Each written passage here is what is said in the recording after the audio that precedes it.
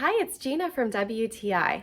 I spend a lot of time doing laundry, and there's nothing worse than spending all that time doing laundry and then finding that your clothes are not getting clean because of your washing machine. As you can see, we have an older machine and we bought it used, and I was noticing that my clothes were just not coming out clean and were having residual marks on them. So I was so delighted to see how well the Sunny and Honey washing machine miracle solution worked.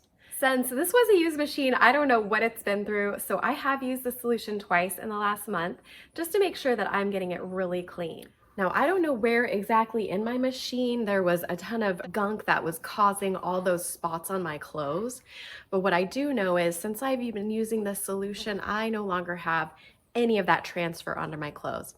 You just never know what might be lurking inside of your machine, causing your clothes to remain dirty or smelly. There may be grime, mildew, and mold, so it's best just to do a deep clean at least once a month with this solution. This is a spring mint scent, but that being said, I can barely notice the scent as I pour it into the washing machine. It's very faint, and I just don't even smell anything in the washing machine. It smells like nothing. It just smells clean, which is exactly what I wanted.